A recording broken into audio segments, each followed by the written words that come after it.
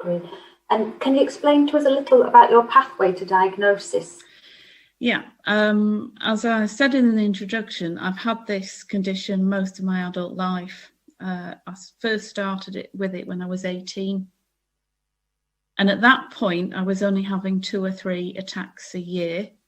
And I occasionally used to mention it to a GP and would get really not much response. And it went on like that until in my 40s, it started getting worse and was happening more times.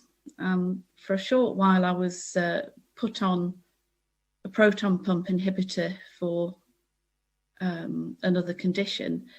And as it appeared to me then, coincidentally, the attacks stopped and everything was lovely. Then several years later, I caught, well, no, it wasn't several years, it was about 5 years later, I caught whooping cough. And it suddenly came back with a vengeance, and I ended up having 8 or 9 attacks a day. I was back at the doctor's. I had various tests. They were very, very helpful. They were very kind, but nothing showed up. So they made the assumption that it was a condition caused by anxiety. And I had CBT and counselling, and that didn't help.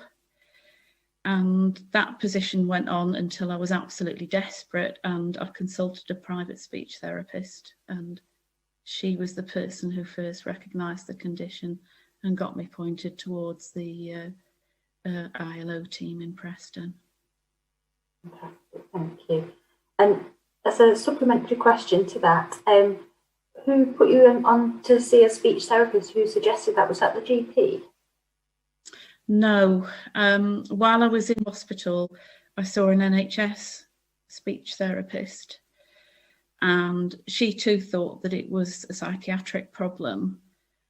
But after I'd seen her, I began to think maybe a speech therapist could help me with some of the practical aspects of overcoming the problems.